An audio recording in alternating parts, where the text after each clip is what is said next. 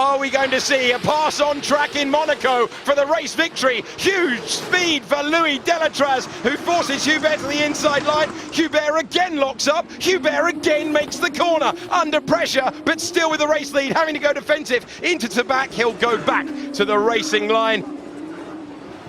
We're on the final lap of the race. This is it. Hubert leading Delatraz, leading Zhu. That's the podium order at the moment. Markelov in fourth place, cannot contend, but I tell you who can. Louis Delatraz bobbing and weaving and ducking and diving and trying to find a way through. And every time you go off the racing line, Johnny, you are hurting your momentum. The next few corners are going to define who wins. Yeah, and he's lost a bit of time. I don't know what happened going into Casino, but it just gave him that little gap here, Hubert, to get out in front. Not going to be close enough, I don't think, when we get to Portier, and he's not going to be able to do that sort of final lunge at the chicane. Now he's under pressure from Zhu behind.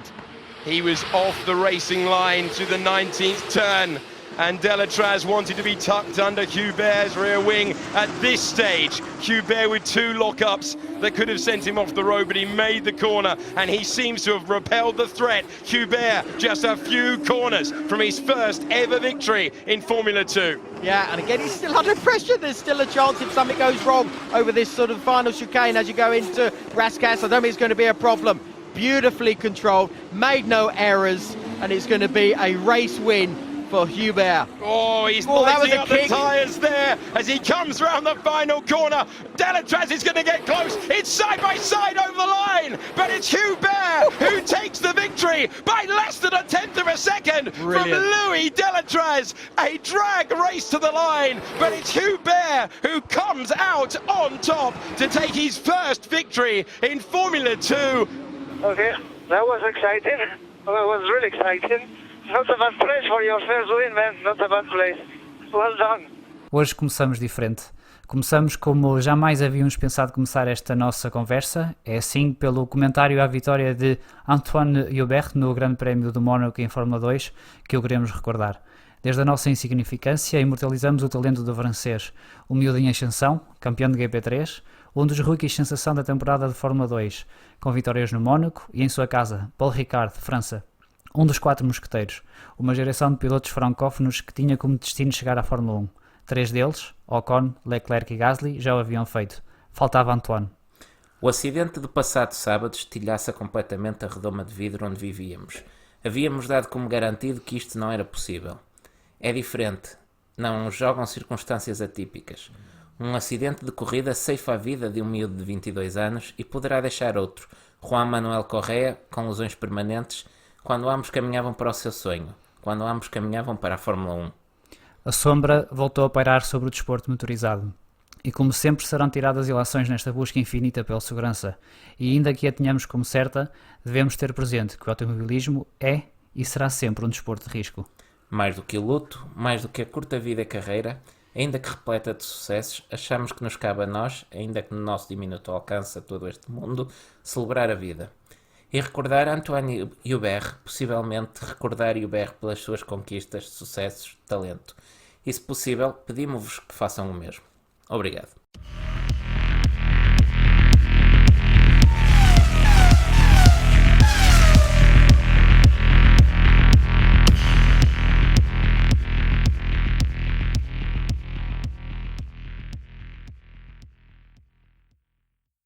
Tinha que ser assim, não era, Diogo? Tínhamos que infelizmente começar diferente. Tínhamos que homenagear Antoine Hubert. Sim, Hubert que perdeu a vida no passado sábado, na primeira corrida agendada para o fim de semana de Fórmula 2, que acabou por ser a única que teve apenas as primeiras voltas. Sim. Hubert, num acidente que envolveu vários pilotos, perde o controle do carro, vai às barreiras e é atingido com o carro completamente de lado pelo carro de Juan Manuel Correa, que destrói o monolugar da Arden. Sim, e o Juan Manuel Correa fica também... Sim, Juan Manuel Correa que não sai nada bem tratado deste acidente. É um pouco o que dizíamos na introdução.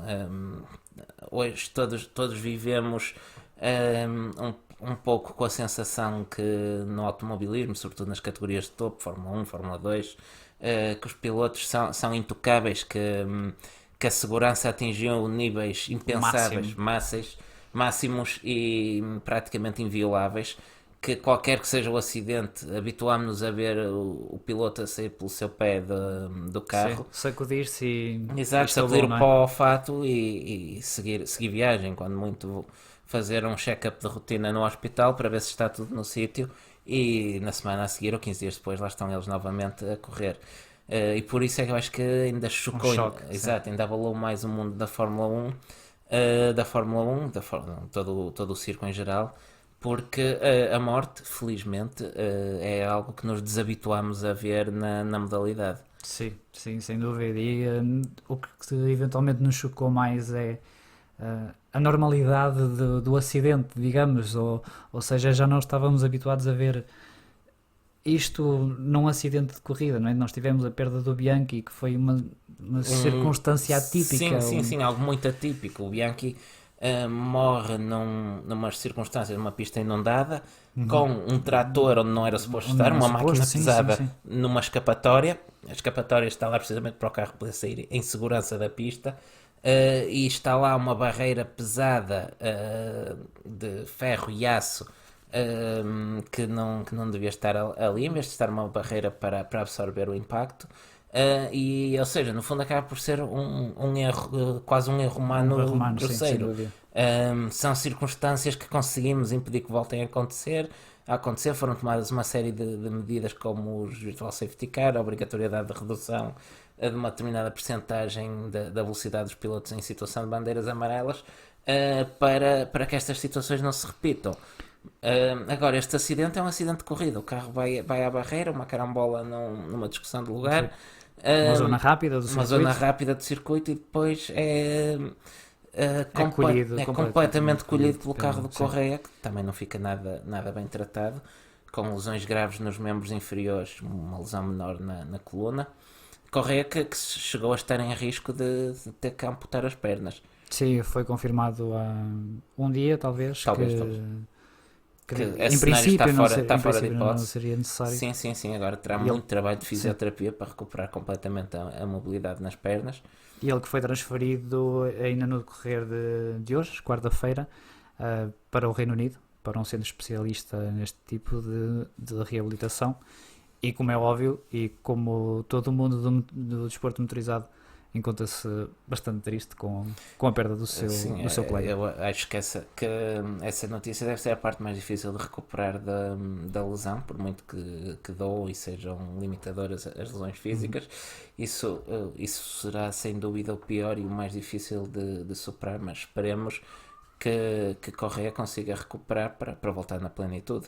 Sim, ou pelo menos recuperar para ter uma vida normal. Também temos o caso sempre de Billy Monger, por exemplo. Sim, conseguiu uma recuperação fantástica. Sim. Desejar por isso o melhor a Juan Manuel Correia e que tenha uma boa recuperação. Quanto ao acidente em si, se calhar não vale a pena estarmos aqui a analisar. Não faz qualquer sentido. Não, acho que não é isso que pretendemos. Há apenas um aspecto que eu gostava de falar, porque para todos os efeitos, ao longo destas décadas de Fórmula 1 e Fórmula 2 e mais categorias,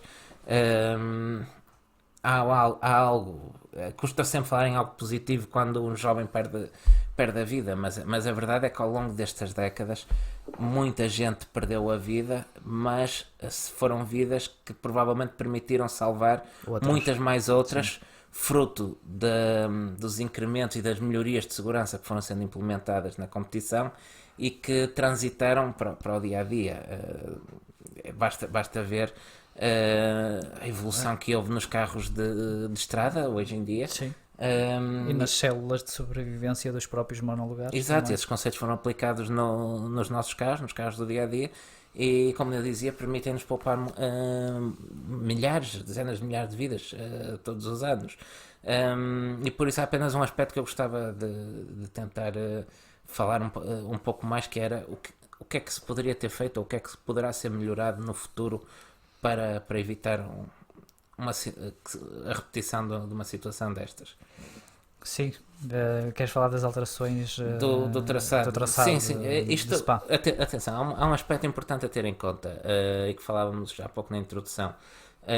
Habituámos-nos a ver pilotos indestrutíveis, carros à prova de tudo, mas infelizmente alturas como estas lembram-nos que o automobilismo continua a ser uma modalidade de risco e nunca vai ser possível, arrisco-me a dizer que nunca vai ser possível eliminar completamente esse risco, mas temos visto ao longo dos anos que é possível diminuí-lo.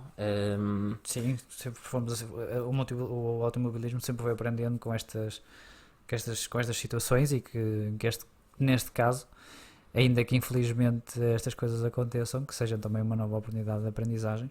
Aprenderam com o caso do Jules Bianchi, em que se foi incorporado Introduziu o halo que foi importantíssimo neste acidente. Sim, a salvar pelo menos lesões a Sean Gallel que levou com uma King. parte da suspensão em cheio no halo. Sim. Se não estivesse lá o halo, seria no capacete, não há dúvida nenhuma da maneira que atinge. Sim.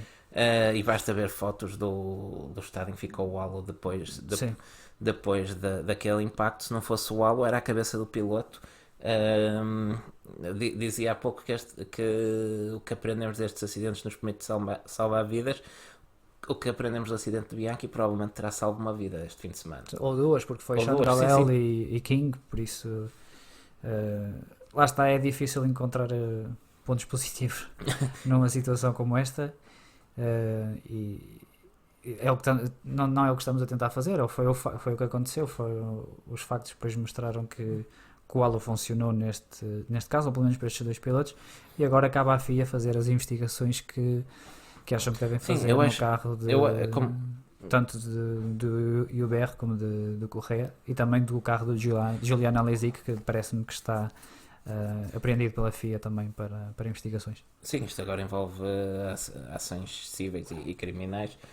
Sai da esfera do desporto automóvel. A única coisa que eu acho que pode e deve ser trazida à discussão, um pouco à ribalta, é a questão das escapatórias em asfalto, porque revendo o acidente, o Juan Manuel Correa atinge o UBR completamente fora da pista, numa zona de escapatória, mas por estar lá uma escapatória em asfalto ele sim. pode ir praticamente a fundo.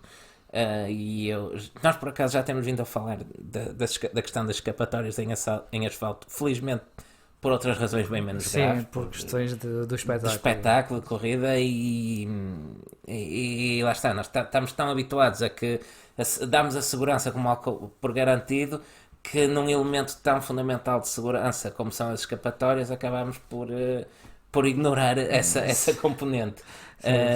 Mas eu acho que se calhar seria uma boa oportunidade para trazer de volta à licença esse assunto, porque nós temos falado aqui, por uma questão de espetáculo, se calhar as escapatórias em gravilha ou em relva penalizam os pilotos que as passem. Sim, mas também os abrandam. Que é para isso que elas servem.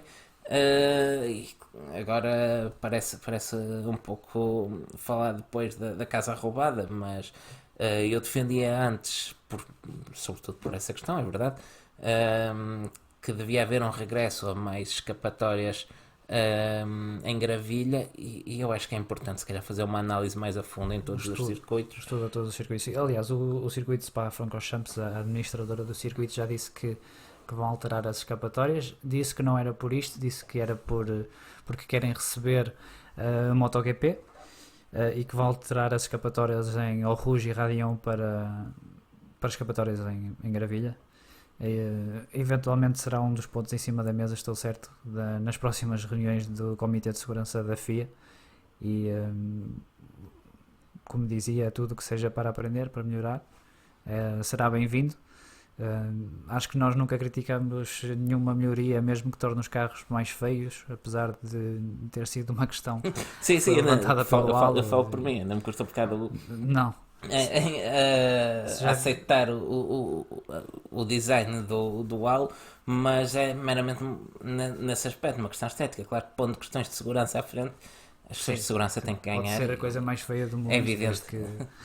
Desde que proteja os pilotos, porque nós queremos ver o espetáculo em pista, queremos ver ultrapassagens, não queremos ver acidentes, digamos. Sim, queremos, e quando ocorrerem, porque vão fazer sempre parte da competição, queremos vê-los a tirar o volante pelo ar e a levantarem-se e a ir à vida deles. Sim.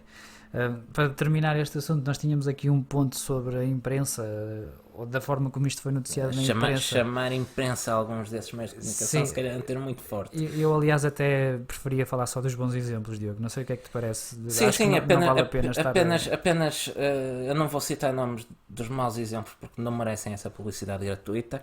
Apenas dizer que há meios de comunicação social que se calhar não merecem a carteira que têm, que publicaram fotos do piloto já falecido, do corpo tombado do piloto ainda dentro do carro, em grande destaque nos seus sites, nos jornais, nos telejornais, completamente escusado. Felizmente, como dizias, os bons exemplos proliferaram pela imprensa. Acho que há cá muita e lá gente, fora. desculpa estar a interromper-te, acho que há muita gente que só porque tem um capacete acha que é uma pessoa desprovida de emoções, e não é assim. É um uma boneco, que lá tem, está, é um piloto, algo abstrato.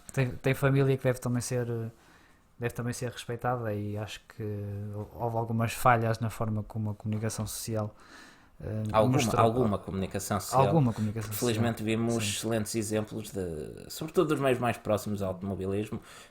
Eu aqui sim não me importo falar de nomes da Eleven Sports, o próprio Autosport português, o inglês também, claro, mas estamos a falar daquilo que nos interessa, que nos diz respeito, mas são dois bons exemplos de uma cobertura completa, mas respeitosa para o piloto, para a família do piloto e para os próprios adeptos.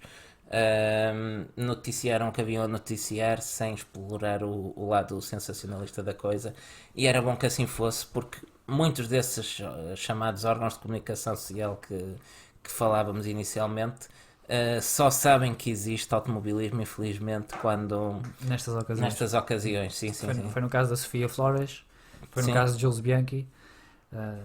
Nenhum se lembrou que tínhamos António Félix Acosta e Filipe Albuquerque a começar a época no Campeonato do Mundo de Resistência. Não, nem sabem o que isso é. Ninguém se lembrou que Filipe Albuquerque fez não só o WEC como também o European Le Mans Series no mesmo fim de semana. Isso nenhuma dessa imprensa o disse. Obviamente que o Autosport sim. Sim, empresa especializada referiu, mas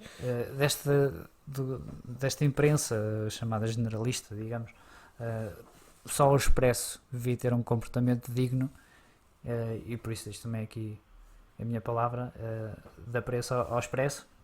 Gostei que gostar é uma palavra má, mas vi apenas hoje à tarde a transmissão da Eleven da corrida de Fórmula 2, que acho que até foi a estreia do Oscar Góes a comentar estas corridas, e foi um comportamento basicamente exemplar de todos os envolvidos. Sim, há muita gente que se calhar não nos fazia mal nenhum olhar para esses órgãos que citamos, olhar, ver, pegar um bloquinho e tomar algumas notas. Sim, sem dúvida. Avançamos para a bilheteira, Diogo? Avançamos para a bilheteira, uma corrida que ficou marcada para a bilheteira de uma corrida que ficou marcada de uma forma indissociável deste acidente que acabou por marcar todo o fim de semana. Queres então avançar para os tópicos que temos aqui apontados, ou achas que... Não, vamos avançar estes tópicos e depois vamos à nossa rubrica, já que tivemos Palhaço Vai ao Circo, não é? Sim, se calhar como para a semana já temos mãos outra vez, podemos explorar um bocadinho mais estas questões, nomeadamente questões regulamentares para 2021, confirmação do calendário. Apenas vou só... acho que podemos só falar muito rapidamente em jeito de tópico mesmo das questões contratuais, porque acabam por ter influência nesta corrida, nomeadamente a troca de Gasly com Albon, que já falámos no especial de meio da temporada. Exato, sim. Desculpa, continua. Não, provavelmente temos falado mesmo, só ia referir mesmo a renovação de Bottas, um contrato de um ano. Isso. E o Ocon, que vai, ao que parece ser 2 anos na Renault, mas que tenha um acordo com a Mercedes, em que a Mercedes não o pode chamar, algo assim parecido, mas que a partir desses 2 anos continua a ser piloto Mercedes. Eu tenho algumas coisas a dizer sobre isto, mas depois vou guardar para o pós-Monza. E Ocon, isso implica a saída de Hülkenberg. Tem especulado o Alfa Romeo ou Haas como prováveis destinos do Hulk. Pouca gente acredita que fique sem lugar para 2020, mas mais uma vez se calhar exploramos isto um pouco mais quando gravarmos após o Grande Prémio de Itália. Sim, até porque é um back-to-back e se calhar não vai haver muitas notícias esta semana. Aliás, hoje é quarta-feira. Sim, hoje é Estão-se a quarta-feira, gravar um dia quando isto depois for para o ar já estamos à porta do Grande do Prémio, de Itália, por sim. isso não vale a pena estarmos a desenvolver muito isto para a semana, teremos tempo certamente. Vamos então à nossa rúbrica. Lá está, eu estive na Bélgica, estive no Grande Prémio de Spa-Francorchamps. Que é uma rúbrica que é uma pena que não haja mais vezes, mas Sim. podem-nos mandar Podes lá mandar às quantas vezes vezes quiserem. Sim, foi uma experiência que é uma experiência estranha. Estranha, É uma experiência estranha porque... eu como alguém que teve a primeira presença num Grande Prémio de Fórmula 1 este ano também, e eu sei o que é sentir-nos como uma criança Sim. que vai à Disneyland, Sim. mas quando estive no Mónaco não tinha morrido ninguém de véspera, tínhamos tido o falecimento do Niki Lauda durante essa semana. Ok, uma coisa é morrer uma pessoa, creio que o Niki teria mais de 70 anos já, é sempre uma perda para o mundo da Fórmula 1, mas não deixa de ser a lei da vida. Outra é, na véspera da corrida, um jovem de 22 anos, durante o Grande Prémio, durante uma corrida. perder tragicamente a vida em pista é completamente diferente e marcou o fim de semana, como Sim, dizíamos há sim, pouco. sem dúvida. E notava-se que o ambiente não era um ambiente carregado. Como te dizia, aquilo, como tu viste também no Mónaco, o entretenimento entre corridas e tudo isso, aquilo já está planeado. Sim, é um ambiente de festa. Sim. Todo o fim de semana é uma festa. Sim. E durante esses períodos, aquilo que estava planeado foi em frente, mas o público praticamente não reagia. Eu acredito que não seja fácil também mudar-se uma logística desse tamanho Claro, de um dia sim, para o outro. não estou a culpar, obviamente, a organização. Aconteceu, ninguém estava à espera, obviamente. Felizmente não é algo habitual e Claro. não está previsto.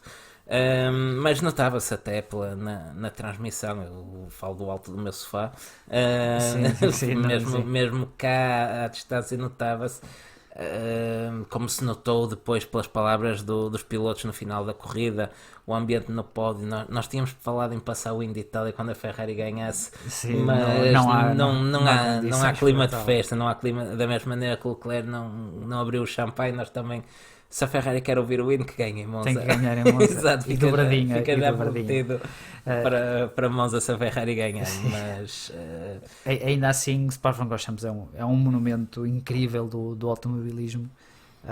É uma pista icónica. Assim que se entra, sente-se logo que estás num sítio com história. num sítio com história, é um sítio especial. Aquilo é na zona das Ardenas, No fim do mundo, no portanto. fim do mundo, e eu em 20 minutos consegui ter a experiência das 4 estações do ano. Sim, o clima em Spa não é conhecido por ser Não, muito estável. Não, eu sei que num período de 30 minutos ou uma hora, choveu, esteve vento, esteve frio, esteve calor, só faltou nevar. Que não seria inédito também. Não, tivemos uma prova Do WEC o ano passado. ano passado em que nevou. E é fantástico. O Spa-Francorchamps é fantástico, é um traçado fantástico, a serpentear por todos os vales e todas as colinas. Falávamos há pouco, antes de começarmos a gravar, a propósito do Radion e o Rouge. Um amigo meu, que uma vez tinha estado na pista, tinha comentado comigo, aquilo a gente vê na televisão é uma descida do caraças, mas lá ao vivo aquilo é uma parede por ali acima. Sim. Aliás, uma das primeiras imagens que eu tive a chegar ao circuito é a imagem de La Source, que é a primeira curva, e vês também Radion, mais ou menos à mesma altura, e depois sabes que está ao Rouge no vale, Sobre um buraco. mas não vês nada, não vês absolutamente nada. Aliás, isto era uma das perguntas que até nos fizeram. Sim, tu colocaste no nosso Instagram, do Bandeira Amarela. Perguntas, ou abriste as perguntas e se calhar repescávamos já algumas. Sim, se calhar até posso começar ou terminar esta rubrica com essas mesmas perguntas. Mas ainda te quero perguntar mais uma coisa ou duas. Sim, mas vai falar. Até a primeira pergunta que recebemos foi do Francisco Vaz, que nos pergunta quão bonita foi a volta 19. Na volta 19, de facto, fizemos os organizadores do circuito pediram-nos para homenagear Hubert. E então uma ovação de pé. Sim, de facto Foi bonito de ver na televisão, bastante, imagino sim. que deve ter sido um momento muito forte no circuito. Sim, foi um momento muito emocionante, tanto esse na volta 19 como o minuto de silêncio. Como te dizia, estão milhares e milhares e milhares de pessoas no circuito e durante o minuto de silêncio a única coisa que ouves são as árvores a bater umas nas outras, o que não deixa de ser arrepiante. Imagino. Sim. Outra pergunta que temos é se vamos estar em Monza. Desculpa, estava-me a recordar. No Mónaco também tive direito, salvo seja, a um minuto de silêncio por causa do Niki Lauda. Consigo compreender o que é a carga de dezenas de milhares de pessoas em silêncio a respeitar esse minuto. Foi respeitado no Mónaco também, mas mais uma vez a carga emocional era outra este fim de semana em Spa, por isso só posso imaginar. Mas sou-te sincero, espero nunca ter a oportunidade de presenciar. Aliás, acho que desde que começamos a fazer o podcast e começamos nesta época, já demos demasiadas más notícias. Até começamos com o Charlie Whiting logo na primeira. Sim, logo na primeira. Depois Niki Lauda. Acho que também houve a perda agora de um diretor, que agora me esqueço o nome, de uma das equipas de Fórmula 2. Devia ter feito o trabalho de casa nesse sentido, mas é que já são demasiadas más notícias. Vamos esperar que terminem. Então a seguinte pergunta é se vamos estar em Monza, só em espírito. É assim, hoje estamos a gravar quarta-feira, isto deve ir para o ar na quinta. Se nos mandarem um bilhete e uma passagem aérea, pá, Monza é uma hora são 3 horas de viagem. Não chega a 3 horas, acho. Eu já vou para Bolonha mais ou menos 3 horas. Eu já estive em Monza. Já estive em Milão, mas não, 2 horas e meia mais ou menos. Não tive em semana de grande prémio, mas já estive em Monza, fiz questão de visitar o circuito. É a nossa foto de capa de Twitter. É a nossa foto de capa de Twitter, é verdade. Sim. Outra pergunta que temos é quão mais rápidos parecem os carros ao vivo? O que surpreende ao vivo, e apesar de termos alguma ideia daquilo que é as transmissões, é a velocidade em curva. Eu estava numa bancada antes de Poulon, que são as duas duplas esquerdas no circuito. Estava mesmo à saída de uma curva e a aceleração dos carros também é fantástica. Mas quando tu vês um carro a desaparecer numa curva e parece que ele nem sequer toca no travão, isso é que de facto é incrível. Eu comentava quando fui ao Mónaco, isso foi também uma das coisas que mais me impressionou. Eu estava na zona das piscinas, que é uma direita-esquerda muito rápida. Durante as voltas no Mónaco, a Ferrari convida alguns proprietários dos seus carros para darem umas voltas ao circuito durante a manhã. Pois, malta que nós alugámos kartings no Cabo do Mundo e em Baltar, o pessoal vai Ferrari para o Mónaco. Okay. É outro nível. É justo. O que se via, estamos a falar de Ferraris, não são propriamente umas traineiras, mas pareciam, se calhar, comparação.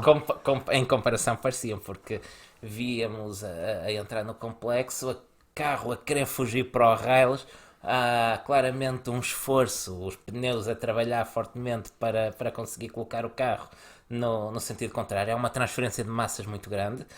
E quando chegam os Fórmula 1, parece que mandaram instalar carris entretanto. E eles vão sempre direitinhos. É uma facilidade de passagem em curva incrível, é uma coisa fantástica. Sim. É curioso que dizes isso, porque, por exemplo, nos casos do Williams, eles pareciam que a asa da frente era só para efeitos decorativos, porque essa questão de estar em rails era difícil. Tu falaste há pouco que o ano passado nevou no WEC em Spa, se calhar serve de limpa-neves. Se calhar. E notava-se também as dificuldades do Kimi Raikkonen. Ele teve o carro... Eu só estava a correr com meio carro, por isso não me surpreende. Notava-se as dificuldades a entrar e a sair em curva. O que não deixa de ser engraçado, porque da parte em que eu estava, para mim o carro parecia perfeito, porque ele também teve problemas, foi no lado direito. Outra pergunta aqui do Gabriel é se eles fornecem internet ao redor do circuito para vermos o resto da pista. De facto existe internet, eles fornecem Wi-Fi grátis, mas não funciona. O que vale é que o roaming é grátis na União Europeia hoje em dia. De qualquer das formas, há vários ecrãs posicionados estrategicamente, uns gigantes, outros ecrãs só da bancada, dependendo do sítio onde as pessoas estão, mas é fácil acompanhar a corrida. Quer dizer, é fácil se estiver sempre a olhar para o ecrã, obviamente. Nós estamos a olhar para os carros. Mas acaba por entreter nos momentos mortos, quando não há casa a passar à tua frente. É inevitável dar uma olhadela ao ecrã. Sim. Outra pergunta do Braulio Teles, que aliás foi quem ganhou o nosso boné. O nosso super boné da Williams, ninguém queria ganhar. É que ele achou que os Ferrari estavam a fugir um pouco de traseira. E qual é a nossa a opinião? Eu sei que o Vettel sempre preferiu carros que fogem de traseira. Pode ser uma questão pode ser uma questão de afinação. Mas os carros da frente pareceram todos relativamente bem compostos ou com um bom equilíbrio. Depois temos o Carlos Rocha, que nos pergunta se compensa pagar todo aquele dinheiro e que quer ir a Barcelona. Barcelona até é dos circuitos mais acessíveis. Sim, e depois há sempre opções, não é obrigatório ir sexta, sábado e domingo, podes ir só domingo. Não é obrigatório se quer ir para uma bancada. As zonas de peão são relativamente acessíveis. Sim. 100, 150 euros, penso que já se consegue um bilhete para uma dessas zonas. Sim, aliás, eu tinha bilhete para ir para uma das bancadas, mas podia ver em qualquer outro sítio, desde que não houvesse uma bancada nesse sítio. Por isso não eu acho que é daquelas coisas que pelo menos uma vez na vida quem gosta de Fórmula 1 que vale bem a experiência. É o som, o cheiro, a velocidade dos carros. No sítio onde eu estava eu sentia a bancada a vibrar sempre que passava os carros. Eu estive no Mónaco, onde o piloto da casa, o Charles Leclerc, parte de lá de trás. E veio numa tentativa de recuperação que acabou com ele a bater, salvo erro, no Hülkenberg, que ia desistir. Sim. Mas era um ambiente espetacular. Cada vez que o Charles fazia uma ultrapassagem, era como se uma equipa marcasse um golo. Agora que eu estava a pensar, nós dámos azar aos pilotos da casa.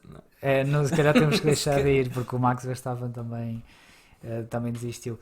É curioso que estamos aqui a falar disto e até me lembrei, porque antes da corrida de Fórmula 1 tens a corrida da Porsche Super Cup, e só aí percebes a magnitude de um carro de Fórmula 1, porque eles são maiores que os Porsche. Isso foi uma das coisas que mais me surpreendeu. Também vi a Porsche Super Cup e depois vim à espera de ver uns pequenos Fórmulas, e aquilo são uns bisontes maiores que os Porsche. Aquilo é enorme. E acho que a próxima é a última. Não respondeste à minha, perguntei se trazias cerveja e não vi nada. Não. Não. E o Mark também pergunta trouxe. Qual é a cerveja que servem no recinto. É o patrocinador oficial da Fórmula 1. É a Heineken. Eu acho que era sem álcool, eu não bebi, mas acho que o patrocínio é da Heineken Zero, mas apesar que eu recordo que no Mónaco havia champanhe, por isso. No Mónaco é sempre diferente. Acho que ali é a Heineken e acho que era 00, acho que não tinha álcool. E acho que é só. Sim, lá está. Depois temos aqui a última pergunta, que é se rádio é mesmo alto ou é só uma subidita, que foi aquilo que estávamos pergunta aqui o Francisco Vaz, quão bonita foi a volta 19, já respondemos também. Quão mais rápidos parecem os carros ao vivo pelo Rafa Veloso? Sim, também já respondi. Sim. É que eu estou aqui a falar alto. O Daniel também já respondemos, a questão do Radião, e penso que estará tudo. Claro que podíamos ter tomado nota disto primeiro, em vez de estar aqui a ver o telemóvel, não é? Exato. Mas siga para mim. Sim, mas depois, se tiverem mais alguma questão, também nós teremos todo o gosto em responder. Sabem que podem nos enviar mensagens que normalmente nós respondemos, nem que seja qualquer coisinha, só para esclarecer. Sim. Avançamos então para o Grande Prémio propriamente dito. Sim, no warm-up tivemos um acidente pouco característico do Lewis Hamilton na FP3. Sim, por acaso estava a ver o treino livre, não é algo que se vê todos os dias, o Hamilton a cometer um erro, basicamente foi causado por um erro do Hamilton que deu trabalho extra aos mecânicos da Mercedes, e havia a dúvida até se o carro estaria pronto a tempo da qualificação. Sim, mas eu vi que tu nesse dia depois publicaste um tweet sobre o Kubica a dizer que havia ali uma teoria da conspiração. Exato, porque a Q1 teve interrompida ao final uns minutos porque o motor Mercedes do Kubica resolveu rebentar, o que não é algo normal também, para um motor Mercedes a estourar. Se bem que depois acho que o Pérez também teve problemas nos treinos livres. Sim, não foi o único. Houve vários problemas de motores ao longo de todo o fim de semana. Claro, só o Honda é que não teve problemas. Não, a Honda neste momento é a marca fiável do É a pelotão. marca- É curioso. Está estranho Não deixa isto. de ser- não deixa de ser curioso. Vai- Sim. é melhor mandar um e-mail para as Astúrias a informar. Sim. Na qualificação depois tivemos Stroll a avançar à Q2, mas ainda assim parece que falta qualquer coisa. Sim, o Stroll passa para a Q2 porque houve também uma bandeira vermelha devido a uma quebra do motor do Giovinazzi, que Aliás, deixou o Sainz de Sainz, fora. sim. Ainda assim, o Stroll ainda tinha mais um lugar de segurança, de margem. Eu já não me recordo se estaria alguém, mais alguém em pista ainda com a hipótese de fazer a volta. Lembro-me do Sainz. Mas pronto, mais uma vez o Stroll passa para a Q2. Numa corrida, não, numa qualificação onde acontece algum fator Sim, estranho. estranho. Sim. Sim, se bem que o Kubica já era garantido, pelo menos, que ia ficar atrás dele. Sim. Esse não era. Mas isto retomando ainda um pouco atrás,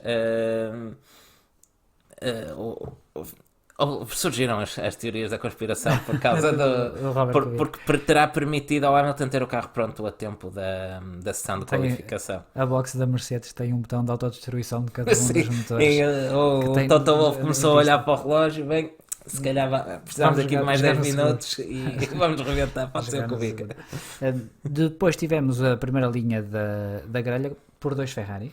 De certa forma já estávamos à espera que Sim, a Ferrari tinha fosse dominado os forte. treinos livres, em qualificação continuaram a ser mais rápidos. Nós já tínhamos aqui apontado antes das férias que podia ser, que em princípio seria uma corrida para a Ferrari, veio-se a confirmar. Sim, temos dito que Ferrari será a Spa em Monza. Mas desconfio que fica por aqui. Desconfio que fica por aqui. Já foi Spa. Agora vamos ver se será Monza. Ainda assim, quase conseguiam perder Spa também. Sim, já lá vamos. Já lá vamos, sim, mas sim. apesar de todo o domínio na qualificação e treinos livres, a Ferrari trabalhou fácil. fortemente para perder esta corrida em Spa. Sim, poderia ter corrido mal. O que impressionou foi os 0.7 segundos de avanço que o Charles Leclerc teve sobre o segundo classificado, que era o seu colega de equipa, o Sebastian Vettel. Sebastian Vettel, isto em conjunto um pouco com o que foi a corrida, leva-me a trazer de novo ao baila um assunto que já temos falado aqui algumas vezes ao longo do ano, que é o Vettel parece ter perdido a motivação, parece aqueles décimos extra que vão buscar de faca nos dentes. Parece que já não consegue, já não encontra isso. Não acredito que tenha perdido o talento e ele de vez em quando nos recorda, como na Alemanha, porque é que ganhou 4 campeonatos mundiais. Mas parece, não sei, parece que falta entusiasmo, parece que falta paixão ao Vettel. Sim, ele que se queixou de vários erros depois no fim da sua volta. Vamos ver Monza. Sempre foi um sonho de Vettel ganhar em Monza pela Ferrari. Ele que já ganhou pela Toro Rosso. Sim, exato. A ganhou primeira pela Toro Rosso. vitória de Vettel foi precisamente Em Monza. Ou seja, Vettel é dos raríssimos pilotos, pelo menos nas últimas décadas, que ganhou uma corrida em Monza por uma equipa italiana que não é a Ferrari. Não, é a Ferrari, sim. Por isso vamos ver o próximo Grande Prémio, ver se Vettel concretiza o seu sonho. E se temos o Vettel de 4 campeões do mundo, que eu acho que sim. É a corrida certa. Eu também acredito que sim, mas é a corrida certa para ele voltar à vida.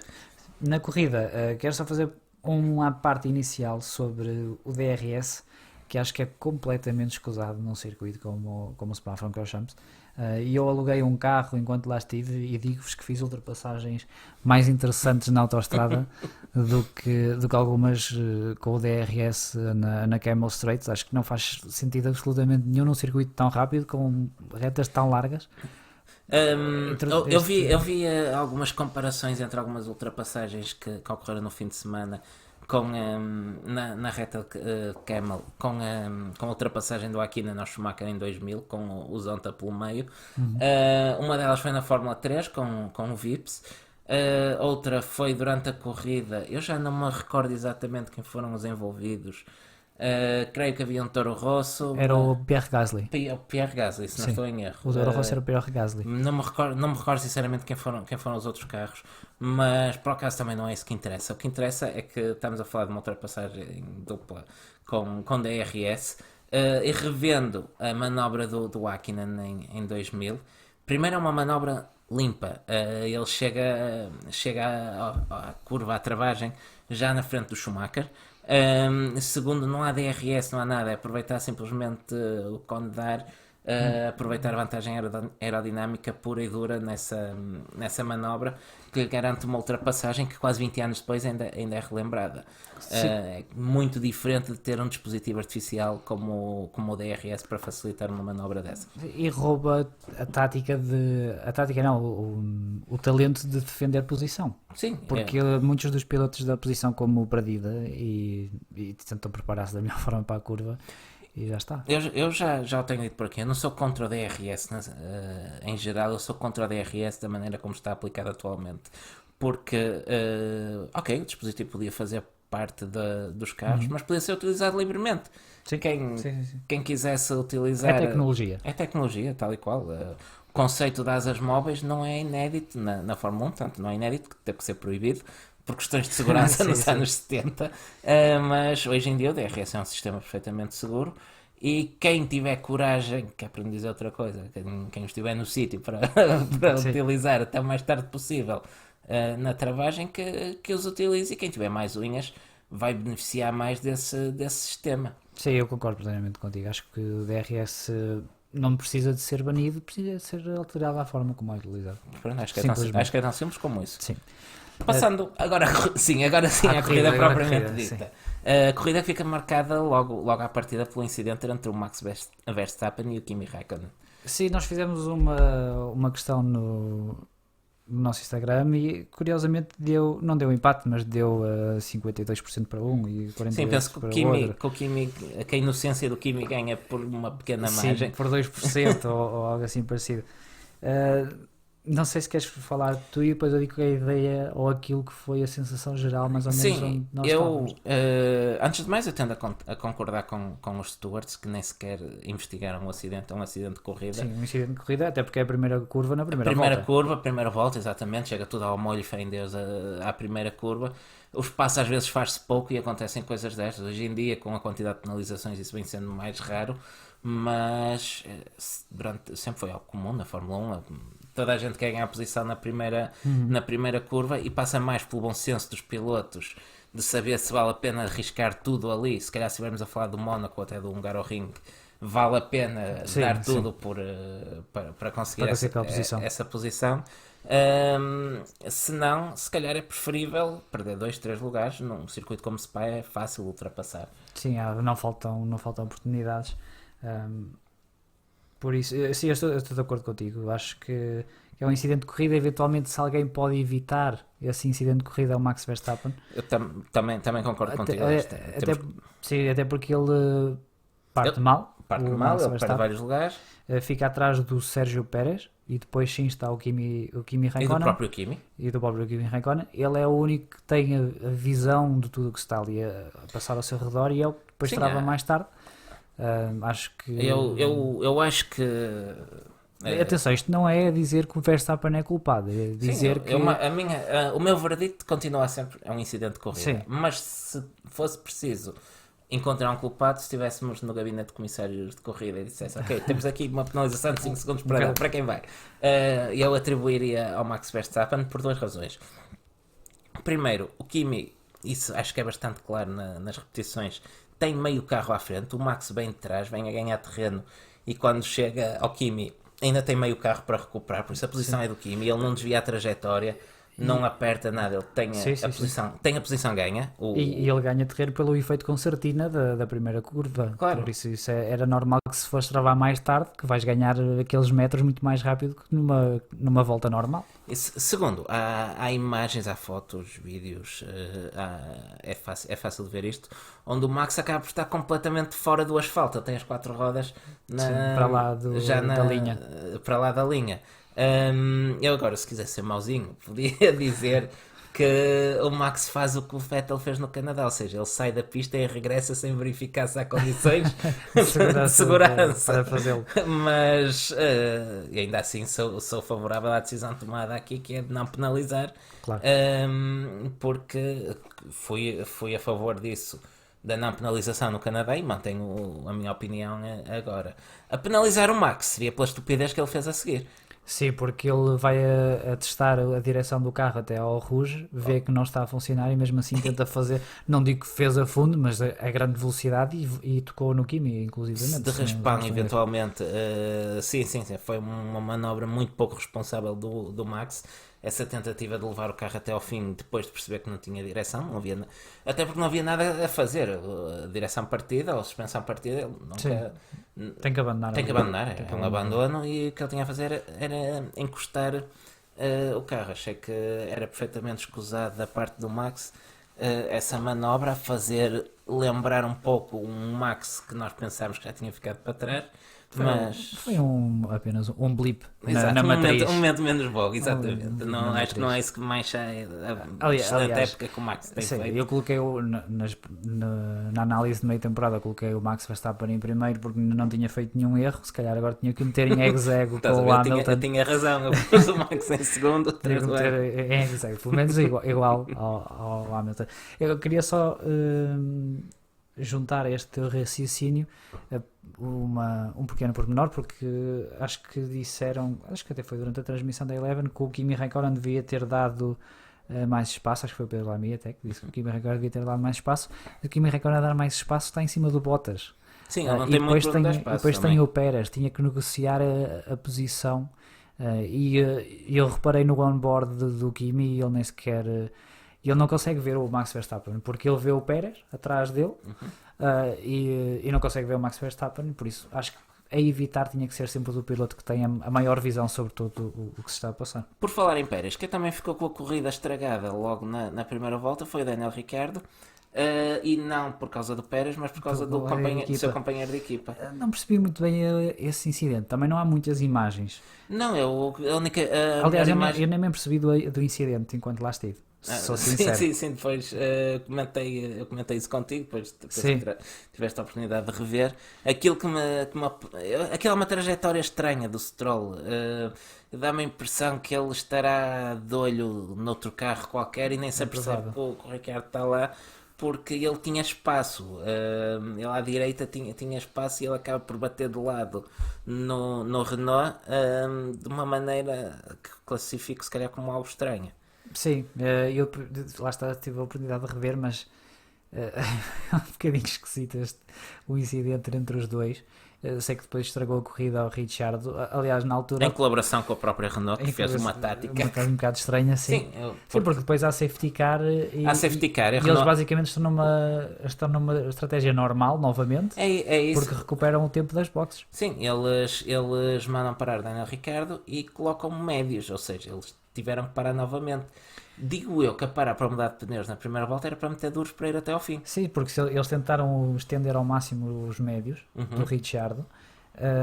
Se eles queriam estender ao máximo, colocavam duros. Não há grandes dúvidas aqui. A não querer utilizar os duros porque não se sentiam confortáveis ou porque não sabiam como é que o carro ia reagir. Ok, mas coloquem outra vez o Ricciardo numa estratégia normal porque ele apanhou todo o pelotão. Sim. Não percebi eu, e pelos comentários que foi trocado não só no Twitter, mas noutras redes, ninguém percebeu a tática da Renault, e se calhar nem eles perceberam muito bem o que é que queriam fazer. Sim. Falar em tática, a Ferrari ia dando um cheirinho da sua graça, não, deu um cheirinho da sua graça, porque acho que a Mercedes fez um bluff numa paragem e a Ferrari caiu com o Vettel. A Mercedes manda parar o Bottas e a Ferrari manda parar imediatamente o Vettel, que era o segundo do Ferrari. A meu ver, a distância para o Hamilton estava curta, mas foi-se mantendo sempre estável. Sim. O Hamilton nunca esteve em posição de atacar o Vettel. Não, no primeiro stint não teve, pelo menos não. Ainda por cima, sabendo que o segundo stint seria para os C2, ou seja, para os pneus Mercedes. Para os pneus, sim, que os Mercedes que os Mercedes adoram e os Ferrari detestam. Sim, e eu não percebi a tática de... Quer dizer, percebi porque eles caíram Mais num uma bluff. vez. O que achei estranho é que, mesmo durante o Grande Prémio, as pessoas que estavam toda à minha volta apontaram todas para o ecrã. Este já está a parar? Sim, eu achei que era cedo também. Não me pareceu que tivesse a haver uma quebra de rendimento que justificasse já a paragem. Mas pronto, quem sou eu para questionar esta quebra? Agora a questão é, será que a Ferrari sempre soube que só podia ganhar sacrificando um piloto e sacrificou logo ali o Vettel, porque era o que estava em segundo classificado? Eu estou mais inclinado para a teoria para o bluff, porque repara, a Ferrari dominou todo o fim de semana. Eu acredito que se eles tivessem mantido o Vettel na tática do Leclerc, que eles pudessem ter atacado a dobradinha. Aliás, a Ferrari com o Vettel depois parece completamente perdida, porque há uma altura onde começa a ser evidente que o Hamilton ganha, depois da paragem, o Hamilton vem a ganhar tempo largamente ao Vettel e o Bottas também. Em conjunto com o Bottas. O Hamilton acaba por ultrapassar e era óbvio que o Bottas iria fazer o mesmo. E só depois do Hamilton para ultrapassar o Vettel é que a Ferrari dá a posição como perdida e o manda parar para colocar softs para o final da corrida. Sim, eu aí percebi o jogo que eles quiseram fazer. Aliás, tenho a certeza, também percebeste. Eu comentava era há 4 ou 5 voltas antes que seria a altura para parar e não aí, porque necessitavam, eu já não me recordo o número certo de voltas para dar mais ou menos a mesma distância que as 20 voltas finais da Hungria, mas seria pouco mais de 10 voltas, mas acaba por passar essa janela e chega a uma janela a meu ver já muito próxima do final, e ele continuava a perder tempo, ou seja, teria perdido menos tempo em pista e podia começar a atacar mais cedo, a meu ver. Por isso eu acho que a Ferrari atrasou demasiado essa paragem para colocar softs, que na verdade nunca funcionaram a 100%. Não. Eu depois acho que a Ferrari jogou à defesa porque queriam desesperadamente a primeira vitória. Utilizaram o Vettel como escudo ao Charles Leclerc e acho que se calhar se não é a ajuda de Vettel, se calhar muito provavelmente. Eu há pouco na qualificação falava que a Ferrari esteve em vias de perder a vitória, primeiro por esse erro, depois porque foi preciso usar o Vettel como escudo para a Mercedes e foi preciso contar com uma colaboração da Mercedes, porque não sei se te apercebeste na pista, mas o Hamilton demora 3 segundos e meio na sua paragem das boxes. Sim, foi uma das coisas que até que nos apareceu em realce, até porque depois repetiram a paragem várias vezes, o tempo em que o Hamilton demorou nas boxes, e depois ouvimos também um rádio durante a corrida do Hamilton a dizer que deviam ter parado uma volta antes. Acho que houve uma confusão até na transmissão. Sim, e minha também ouvi e também entendi que ele estaria a queixar do carro. Sim. Tanto que ele logo a seguir fez a volta mais rápida. A volta mais rápida, sim, mas era ele a queixar-se da tática, a dizer devíamos ter parado uma volta mais cedo. E depois, se calhar Hamilton teria ganho se não fossem esses dois pequenos soluços. Sim, da Mercedes. E a questão do Vettel fazer tampão para o Hamilton lembrou-me outra situação, que foi a questão do Gasly na Hungria e a falta dele para a Red Bull. Ou seja, a Red Bull precisava de um Gasly a fazer o que o Vettel teve a fazer bem para lembrado, ter ganho na Hungria. Sim, bem lembrado. Sim. O que eu depois achei curioso, vi alguns comentários sobretudo de imprensa de outros países, a compararem Vettel ao Rubens Barrichello. Faz sentido nenhum. Ou seja, quando é o Leclerc a trabalhar para a equipa, criticamos a Ferrari. Quando é o Vettel a trabalhar para a equipa, criticamos o Vettel. Eu acho que a Ferrari tem a época completamente perdida, tanto de pilotos como de construtores. Sim. E vendo uma oportunidade, não há necessidade de estar a beneficiar um piloto em prol do outro. E no caso o Leclerc estava à frente, o Vettel trabalhou para eles. O que lhes interessa neste momento o que lhes interessava era uma vitória. É a primeira vitória, sim. Jogaram à defesa. Eu compreendo que queiram pôr uma bandeira amarelo. Acho que poderiam ter feito as coisas diferentes. Acho que se calhar tivessem jogado ao ataque, pelo menos o primeiro e o terceiro. Já não digo primeiro e o segundo, mas pelo menos o primeiro e o terceiro. Acho que... Eu acredito, é como diz, o segundo seria difícil, tendo em conta o primeiro, para mim, erro nas paragens. Mas se tivessem atacado logo com os softs, poderiam eventualmente ter chegado ainda a um pódio. Assim simplesmente foi Ferrari a ser Ferrari. Sim. Achei depois uma atitude bonita do Vettel, quando foi, não sei se depois tiveste a oportunidade de ver, quando a equipa festeja já depois do grande prémio, do Vettel juntar-se à equipa e a dar os parabéns também ao Charles Leclerc, mostra também alguma humildade do Sim, o Leclerc do Vettel. já vinha merecendo, ele, é o caso para dizer, a terceira de vez. Sim. Ele já tinha perdido ingloriamente aquela vitória certa no Bahrein por causa de um problema de motor, perdeu na Hungria por causa daquela tática brilhante da Mercedes e finalmente, a terceira oportunidade. Perdeu na Áustria. Na Hungria quem perdeu foi o Verstappen. Tens razão. Mas são dois circuitos que eu normalmente também confundo. Por isso. Mas isto para dizer que finalmente, à terceira oportunidade, o Charles Leclerc trouxe a vitória para casa numa corrida onde certamente terá sido muito sentida, porque, como referimos isso na introdução, o Charles Leclerc fazia parte de um programa da Federação Francesa de Automobilismo para trazer pilotos, para lançar novos talentos para chegar à Fórmula 1, que incluía o Charles Leclerc, Esteban Ocon, Pierre Gasly e Antoine Hubert. Sim. No segundo pelotão tivemos também foi um festival. Sim, foi uma corrida muito animada. E depois, ao rever a corrida, achei que desta vez tivemos uma boa transmissão. Aquilo que nos queixamos, que creio que foi na Hungria. Em quase todas as corridas desta época. Mas especialmente na Hungria. Especialmente na Hungria. E desta vez não aconteceu, e de facto foi um festival de Fórmula 1 no segundo pelotão. O Norris, esse sim, teve todo o grande prémio sozinho e era engraçado porque notava-se mesmo ao vivo e só olhando para os carros, notava-se a diferença aumentar para os quadros da frente e a diferença aumentar para o resto. Ou seja, o Norris estava a fazer uma corrida fantástica. Sim, foi inglório o que aconteceu ao Norris, que abandona na última volta, já depois de cruzar a linha da meta. E ele que fica qualificado em 11º. Sim, fica a uma volta dos primeiros, ele deu menos uma volta apenas que os primeiros. Sim. É um esforço extremamente inglório. Um circuito que à partida não seria favorável ao McLaren nem ao motor Renault.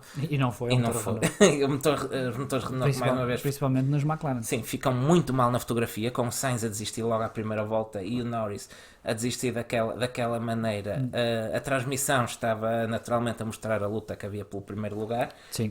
E eu, por acaso, apercebi-me que o quinto lugar começou subitamente a cair posições e pensei, olha, mais um motor. E pelo visto não me enganei.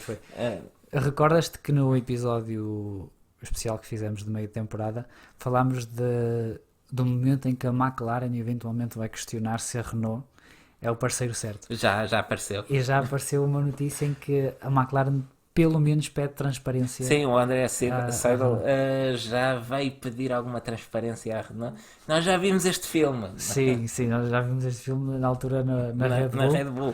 Só que vamos bater naquela questão que abordámos no especial. Não há solução. Para onde? Para onde é que eles vão? Eles tiveram um motor híbrido da Mercedes. Com o primeiro ano da era híbrida, a McLaren tinha motores Mercedes. Sim, porque onde entrou um ano mais tarde. Sim, e eles é que decidiram sair porque não havia transparência. Sim, da Mercedes. E eles já se vinham queixando há alguns anos que perderam campeonatos por causa da Mercedes, porque a Mercedes nos últimos anos ainda de pré-híbridos teve alguns problemas de fiabilidade e então a relação estava feia, tanto que já se vinha a arrastar há alguns anos, tanto que a Mercedes, quando teve a oportunidade, fruto daquela relação caída do céu com a Brown, viu que tinha ali uma boa base para formar uma equipa e formou uma equipa vencedora.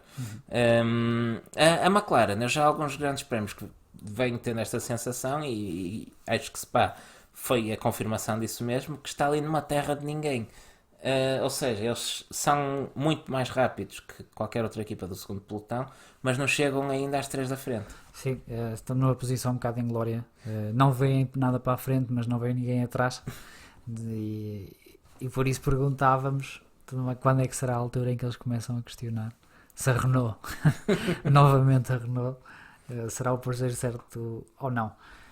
Quem parece ter encontrado o parceiro certo foi, neste caso até não se notou muito, nem Spa, mas a Red Bull parece estar a dar bem com o motor Honda.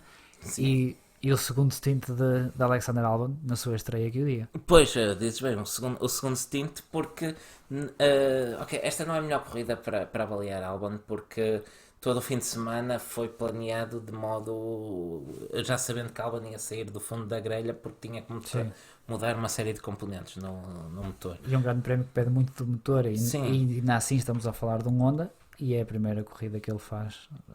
É verdade, é verdade. É injusto avaliar Albon por esta corrida, porque Albon até muito perto do final esteve inclusive atrás do Toro Rosso. Sim.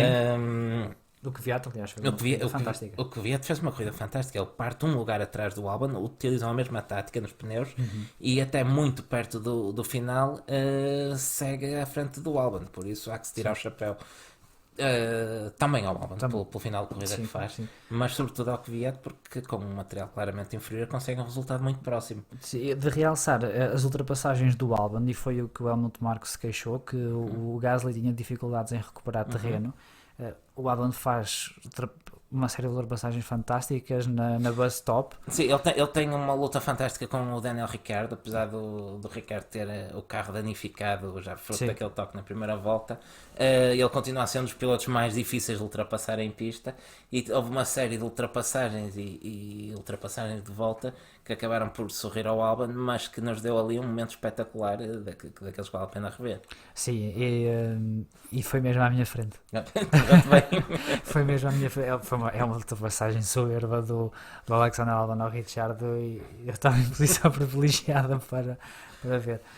Felizmente. Não, acho que foi uma corrida. O próprio Gasly, apesar de ter ficado atrás do Kvyat, acho que faz uma boa corrida. Ele andou mais ou menos nos lugares onde costumava andar com o Red Bull, ou seja, atrás do McLaren, do Norris.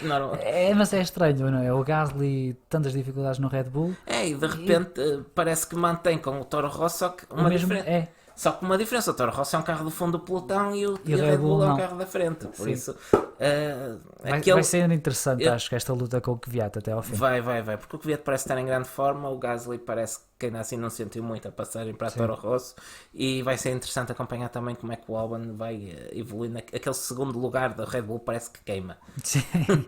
Vamos ver se a Red Bull fica com 2 pilotos, se a Toro Rosso fica com 2 pilotos. Quem não teve novamente 2 pilotos, ou parecia que ia ter 2 pilotos, era a Alfa Romeo, mas o Kimi ficou logo no início, e o Giovinazzi também no fim teve um erro imperdoável. O lugar do Giovinazzi já vinha sendo questionado. Eu acho que isto deve ter sido a sentença de despedimento para ele, porque tinha um lugar garantidíssimo nos pontos, e na última volta despista-se sozinho de uma maneira quase amadora. E sejamos sinceros, ainda que o Giovinazzi estivesse a ser regular, se tu és a Alfa Romeo e tens a possibilidade de ter uma dupla Nico Hülkenberg e Kimi Raikkonen, eu acho que nem pensas 2 vezes. Acho que é muito complicado dizer que não é essa, a não ser que sejam questões monetárias. Claro, mas chegando a esta fase da época, onde tens um piloto com 31 pontos e outro com 1, tens que questionar esse segundo piloto, e quando esse segundo piloto está a ser questionado, está a preparar-se para trazer pontos para casa e despista-se sozinho, se calhar acho que não há muito mais a questionar. Não. Eu queria só falar mais uma vez da AS. Nós temos aqui uma pequena nota da AS. Só diz AS. Só diz AS, porque a AS teve um fim de semana AS, boa qualificação. E depois apareceram. Sim, bom ritmo de corrida. O Grosjean apareceu que ia ficar ali atrás do Norris durante muito tempo, enquanto o Magnussen se ia afundando na classificação, mas algumas voltas depois o próprio Grosjean começa-se a afundar também de uma forma algo inexplicável. E era impressionante ver, viu-se mais até o Magnussen na transmissão a ser ultrapassado com uma facilidade volta a volta, como alguém comentava, o Magnussen ia distribuir DRS por toda a gente. Sim. Aliás, eu tentei fazer um tweet ao vivo e não consegui, porque não tinha cobertura no sítio onde estava. As Ardenas não é o melhor sítio para ter internet. E este tweet que eu ia fazer era precisamente a dizer: o Grosjean parece que vai muito bem. Parecia. Mas depois, subitamente, mais uma vez, começou-se a afundar. Eles têm que ter problemas crónicos no tratamento daqueles pneus. Acho que é a única justificação. O carro numa volta é rápido. Sim. O carro é competitivo. mas Não claramente acredito que sejam os pilotos a destruírem aqueles os dois são pneus. pilotos com características algo diferentes, não Sim. faz sentido. E mais uma vez, a Haas afundou-se na classificação. Quem ainda conseguiu ganhar um ponto com isto tudo foi Lance Stroll, mas que mais uma vez fica na sombra do Sérgio Pérez, que fez uma corrida espetacular. Sim. O Sérgio Pérez, se tiver material, parece-me. Esta evolução dos Force Point parece que resultou. O Pérez foi à Q3 no fim de semana. Nós enaltecemos a Q2 do Stroll, mas o Pérez vai à O Pérez Q3. vai à Q3. Se o Stroll vai à Q2, o Pérez vai à Q3. É um circuito que já o ano passado, na altura Force India, que lhes correu bem e voltou a ser um circuito que privilegia o tipo de chassis que tem a Force India. Acho que Monza também vai ser parecido.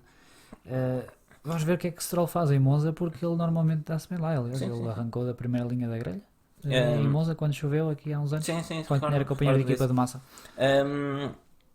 Ainda a propósito de Pérez, que rodou uma boa parte da corrida em sexto, herda o quinto lugar Do Lando Norris. do Lando Norris à entrada para a última volta e acaba por ser ultrapassado na última curva pelo Alexander Albon. Coloca o Red Bull em quinto lugar. Mais uma vez, eu acho que os stewards nesta corrida estiveram bem. Mas sabes o que é que me lembrou a ultrapassagem do Albon? Diz-me. A ultrapassagem do Ricardo ao Kimi Raikkonen em Paul Ricard. Ah, Também ali a traçar os limites da pista. sim. Não, mas eu acho que a decisão correta é deste fim de semana, mas Sim. não deixa de me recordar essa situação. Não é? Sim. Nós queremos ver lutas, queremos ver lutas no ver as limite, corridas, não é? acho que sim. Estamos aqui para ver corridas, não é para ver impressos a serem Mas eu agora imprimidos. sou polícia das Das penalizações. penalizações. Assim sendo, tivemos Charles Leclerc, que venceu a corrida, Lewis Hamilton segundo, Valtteri Bottas terceiro, com Sebastian Vettel em quarto, quinto Alexander Albon, que consegue aquilo que Helmut Marko tanto pediu a Pierre Gasly. O sexto é Sérgio Pérez, Daniel Kvyat sétimo, Nico Hülkenberg oitavo, Pierre Gasly nono e Lance Stroll a fechar o top 10. Isto é um print do WhatsApp. Isto é um bocadinho- sim, mas acho que sim. Estava aqui a reparar nesta nota fantástica. Eu fiz esta nota quando estava à espera do avião. Não tinha nada para fazer. tinha que apontar É tudo. uma boa maneira de ocupar o tempo. Classificação dos stewards? Vamos à classificação dos stewards. Olha, parece que começo eu esta semana. Eu acho que começas sempre tudo porque isto é sempre Porque é por sempre ordem alfabética. mas hoje apetece-me começar e vou começar. Começo pela bandeira vermelha, que vai justamente para o António Giovinazzi. Pelo que O que acabei acabamos de dizer, não é? Alguém que está com o lugar em risco não pode cometer um erro destes. Havia aqui um bocadinho de espaço para o Max Verstappen, porque, como disse, embora eu acho que seja genericamente um acidente de corrida, o Max ali tem que ter calma, tem que ter paciência, saber que não pode comprometer, é preferível perder 2-3 lugares do que correr o risco de comprometer a corrida. Mas pronto, o meu destaque pela negativa vai mesmo para o Giovinazzi. Eu vi aqui um bocadinho de espaço também para a Renault, mas já nem vou chover no Já molhado. não vale a pena, já é Ahm, posição honorária da Renault. Dou a bandeira amarela à Ferrari, porque a Ferrari dominou todo o fim de semana, treinos livres, qualificação, era o mais rápido em ritmo de corrida puro, mas mais uma vez acabam por ter uma tática algo questionável, que quanto a mim lhes custa uma dobradinha que deviam ter conseguido neste grande prémio. E por Pelo isso- menos dois pódios. pelo menos 2 carros no No pódio. pódio. Por isso, apesar de ter sido a primeira vitória do ano, não posso deixar de lhes apontar essa nota e por isso levam a minha bandeira amarela. Por fim, bandeira verde. Houve vários pilotos em destaque. Podia destacar o Lando Norris, por exemplo, Sim. pela corrida fantástica que fez, que já fomos falando há pouco. Podia destacar o Charles Leclerc pela vitória sem mácula. O próprio Pierre Gasly, apesar de não ter feito de ter ficado atrás do Kvyat e ter sido o último dos homens dos 4 Red Bull. Mas o Gasly se calhar teria merecido aqui um destaque, porque deve ter sido o piloto que mais lhe custou estar em pista este fim de semana, porque o Antoine Hubert era um dos melhores amigos de Gasly, foram companheiros de quarto vários anos, estrearam-se juntos no automobilismo, por isso se havia alguém a quem deve ter gostado de Conhecia bem, correr foi e Gasly. conhecia bem o Hubert, era Gasly, por isso é justo dar-lhe aqui também Uma o nota devido destaque. positiva de destaque. Sim. Sem dúvida. E volta outra vez ao Toro Rosso, que não é E fácil. volta à Toro, ainda por adaptar. cima, foi tudo a ajudar, foi o regresso à Toro Rosso e levar com aquele brinde à partida para a corrida. Mas eu destaco aqui também, no fundo, ou seja, acabo por destacar os dois homens da Toro Rosso, o Gasly por tudo isto e o Kvyat porque acho que fez mesmo uma corrida muito, muito boa. Kvyat, que também questionávamos aqui como é que estaria depois de ter sido preterido na promoção à Red Bull, acho que dá a melhor resposta que poderia ter dado em pista. Sim, é curioso porque parecem estar agora os 4 pilotos bem. Sim, o o Max que vem dar Verstappen- razão ao Helmut Marko. Sim. Ainda que nos custa admitir, o Helmut Marko parece ter razão. É verdade. Vamos ver até o fim da temporada. Eu vou dar a minha bandeira vermelha ao Robert Kubica, porque veio do verão da mesma forma que terminou a primeira metade da temporada, sem qualquer tipo de resposta a George Russell. E que ficou atrás do Latifi que rodou nos treinos livres. Sim, mas acho que sempre depois vale o que Sim, vale. treinos livres vale o que vale, mas... Acho que depois se calhar o Latifi pode tentar fazer uma volta de performance para a equipa, tentar perceber como é que ele reage, e depois o Kubica se calhar está a fazer outro plano de trabalho e acaba por ser mais lento. Acho que isso não é que eu gostasse muito de ver o Latifi na Fórmula 1, vou já ser sincero, acho que também não tem muito talento para isso. É um profissional das categorias júnior, que já lá anda há muito tempo e ainda nem sequer tem os pontos necessários. Sim, por isso é que ele também tem que rodar nos treinos livres para ganhar pontos para para ganhar para a pontos, licença. sim. Mas pronto, vou deixar a minha bandeira vermelha ao Kubica porque tem que melhorar. E eu tenho que julgar o Kubica como qualquer outro, Claro, apesar claro. das suas Apesar de lesões. ser o melhor dos Paralímpicos, ele Sim, concorre temos para a que- geral. não? Sim, temos que o julgar de acordo com o que está à sua volta. A bandeira amarela, a Ferrari e a Mercedes.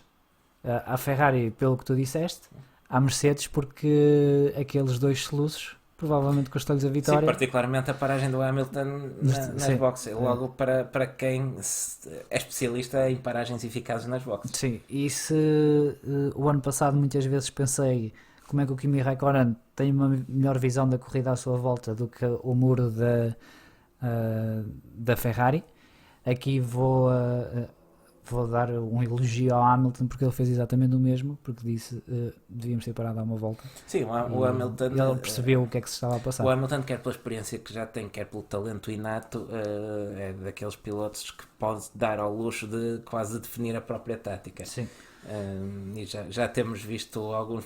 Ainda esta época tivemos um excelente exemplo disso.